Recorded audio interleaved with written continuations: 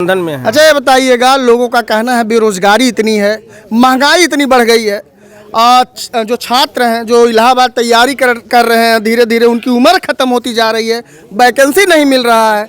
आखिर आपको किन मुद्दों पे लोग वोट देंगे? एक साल के अंदर लगभग 700 से अधिक किसान मर जाते हैं, उसके जिम्मेदार कौन, सरकार या फिर जनता? हम लोग भी समर्थन करते हैं कि माननीय ओम प्रकाश राजभर जी को मुख्यमंत्री बनाया जाए। तो यानी योगी जी का चेहरा यानी अच्छा नहीं है। नमस्कार, मैं आशीष चौधरी, आप देख रहे हैं डाटा रिपोर्टर न्यूज। आपसे बताते हैं कि इस समय हमारी मौजूदगी आजमगढ़ जिले के निजामाबाद के अंतर्गत है और आपसे बताते हैं आपको यहाँ पे सुभाषपा के तमाम नेतागढ़ दिखाई दे रहे होंगे। कुछ सवाल होगा चुनावी माहौल को लेकर के, विकास को लेकर के, छात्रों की समस्याओं को लेकर के, किसान की समस्याओं को लेकर के, किन मुद्दों पे पार्टी इस बार चुनाव लड़ेगी, क्या क्या नीतियां होंगी, क्या क्या नियम तय हुए हैं, उन सब पे सवाल होगा। आइए हम बात करते हैं। अच्छा, ये बताइएगा, लोगों का कहना है बेरोजगारी इतनी है, महंगाई इतनी बढ़ गई है, जो छात्र हैं जो इलाहाबाद तैयारी कर रहे हैं, धीरे धीरे उनकी उम्र खत्म होती जा रही है, वैकेंसी नहीं मिल रहा है। आखिर आपको किन मुद्दों पे लोग वोट देंगे? जनता का काम कर रहे हैं, नेताजी पिछड़ों दलितों के काम कर रहे हैं, जो दबे कुचले समाज के लोग हैं उनका काम कर रहे हैं। छात्रों को नौकरी क्यों नहीं? छात्रों की लिए नीतियां बनेगी, सरकार बनाएगी, दबाव बनाएंगे सरकार से। जिनकी नीतियां बनते बनते उम्र चली जा रही है, उनके लिए क्या है योजना? प्रयास हो रहा है। क्या वो फिर बेरोजगारी भत्ता ही लेके अपना जीवन यापन करेगा या फिर आगे उसको बढ़ने का कोई मौका दिया जाएगा? हमारा शीर्ष नेतृत्व इस पर विचार करेगा। विचार करेगा। हाँ। ये सवाल उचित है या फिर अनुचित है, बताइए। विचार कर रहा है, प्रयास कर रहा है, लगा हुआ है। अच्छा, बताइएगा, अभी बीच में लगभग 2-3 दिन हुआ है, आप भली भांति जानते हैं कि ड्राइवरों के लिए एक नया कानून लेके आया गया और जिससे ड्राइवर सब धरने पे बैठ गए, हड़ताल कर दिए और धीरे धीरे हाहाकार। एक दिन में ही लगभग सब्जियां महंगी होने शुरू हो गई और पेट्रोल पंप बंद होना शुरू हो गए। इलाहाबाद से लेकर और जगह भी ये माहौल देखा गया। तो क्या सरकार द्वारा उचित कानून लाया गया था? सरकार अपने हिसाब से कानून लाई थी, लेकिन वह जनहित में नहीं था, जनहित में सही नहीं था। सही नहीं था, इसलिए उसका विरोध हुआ। सरकार पीछे हटी। ऐसे ही इससे पहले मान लीजिए, इससे पहले अभी 3 कानून किसानों के लिए आया था और उसमें लगभग ये कानून 1 साल बाद सरकार द्वारा वापस लिया गया और जब ये कानून लगा था तब सरकार द्वारा उसके 3 फायदे गिनाए गए और जब कानून हटाए गए तब भी उसके 3 फायदे गिनाए गए। 1 साल के अंदर लगभग 700 से अधिक किसान मर जाते हैं, उसके जिम्मेदार कौन, सरकार या फिर जनता? इस पर तो बड़े नेता ही कुछ बोल सकते हैं कैसे क्या है। नहीं, आप तो जनता है, जनता पहले है, नेता बाद में है। प्रतिक्रिया तो दे सकते हैं। प्रतिक्रिया दे सकते हैं। कोई भी कानून जनता के लिए होनी चाहिए, जनता को तकलीफ ना हो, जनता को कष्ट ना हो, हर तरीके से जनता को सहूलियत। आप बताइएगा, थोड़ा सा फोन बंद कर दीजिएगा। आप बताइएगा, क्या है जो किसान है, 700 किसान मरे थे, 700 किसान 1 साल के अंदर मर जाते हैं, उसके बाद जो कानून 3 कानून किसानों के लिए लाया जाता है, जो किसान खुद जो चिल्ला के कहे ये 3 काला कानून है, ठीक है, किसान खुद चिल्ला के कहे 3 काला कानून है जो हमारे विरोध में सरकार द्वारा लाया गया। तो इस पे आप बताइएगा कि आखिर 3 फायदे क्यों गिनाया गया सरकार द्वारा जब कानून लाया गया? तो महोदय, मैं आपका आभार प्रकट करता हूं। ये शिक्षा की बात है।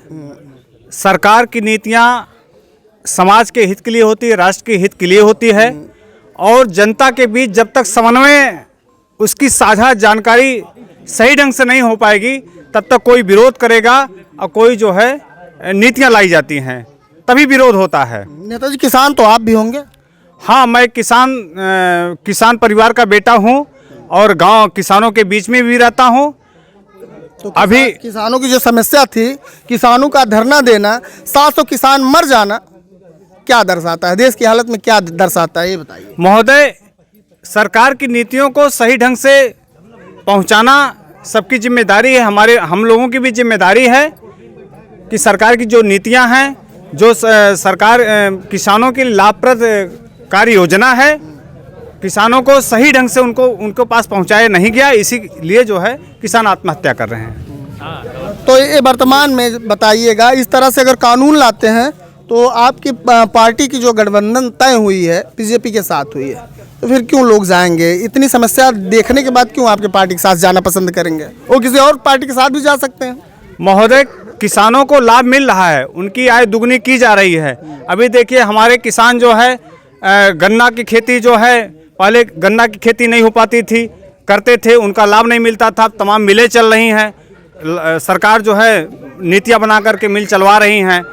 और जो है मिलेट्स, जो अभी माननीय प्रधानमंत्री जी ने आह्वान किया है कि जो गांव में जो हमारे मिलेट्स हैं, बाजरा है, चना है, पहले ये लोग खेती नहीं करते थे, बंद कर दिए थे, मक्का है, ज्वार है, अब ये सब हम लोग खा रहे हैं। इससे जो है स्वास्थ्यप्रद लाभ मिल रहा है। इसकी महंगी उपज अधिक दामों में बिक रही है, उससे हम किसानों को लाभ मिल रहा है। अच्छा, आपने अभी जौ, बाजरा, मक्का, चना ये सब बात कही है आपने नेताजी। तो एक बात और पूछना चाहेंगे कि जनता का कहीं ना कहीं, हम जनता के बीच में जाते हैं, आप भी जाते होंगे, आप भी किसान के बेटा हैं, हम भी किसान के बेटा हैं। तो सबसे बड़ा ये बात है कि वो मक्का, चना, जौ ये बचेगा कैसे? लोगों की ये समस्या सांड वाली आ गई है, इस पे आपका क्या प्रतिक्रिया? इससे कैसे इस फसल को बचाया जाएगा आवारा पशुओं से? महोदय, मैंने इसके लिए शासन प्रशासन को तमाम पत्र लिखा है, जानकारियां मिले। यहाँ जो है कुछ प्रशासनिक ढिलाई बरती गई है, शासन से तमाम सुविधाएं मिल रही हैं, गौशाला का निर्माण हो रहा है, आवारा पशुओं के रखने के लिए व्यवस्था की जा रही है। लेकिन कुछ तंत्र ऐसे हैं कि जो इसका सही लाभ जो है सही लोगों तक नहीं पहुंचा रहे हैं। इसकी आवाज़ हम लोग उठा रहे हैं, सरकार से मांग कर रहे हैं कि जो सरकार से जितनी भी लाभप्रद योजनाएं हैं गाँव में सही ढंग से इसका संचालित किया जाए। अच्छा, ये बताइएगा, एक सवाल और छोटा सा सवाल है, आप बताइएगा उत्तर प्रदेश के लिए मुख्यमंत्री का चेहरा क्या ओम प्रकाश राजभर जी को आप चाहते हैं? क्योंकि उसी पार्टी का आप नेता हैं, इस वजह से ये सवाल आपसे पूछ रहे हैं। क्या चाहते हैं कि भविष्य में मुख्यमंत्री जी, मतलब ओम प्रकाश राजभर जी मुख्यमंत्री बने उत्तर प्रदेश का? जी, हमारे माननीय ओम प्रकाश राजभर जी दलितों के लिए, पिछड़ों के लिए, सभी समाज, नारियों के लिए और बच्चों के शिक्षा के लिए लड़ाई लड़ रहे हैं। अगर उनका नेतृत्व हम इस प्रदेश को मिला तो हमारा प्रदेश गौरवशाली बनेगा और आगे बढ़ेगा। हम लोग भी समर्थन करते हैं कि माननीय ओम प्रकाश राजभर जी को मुख्यमंत्री बनाया जाए। तो यानी योगी जी का चेहरा यानी अच्छा नहीं है?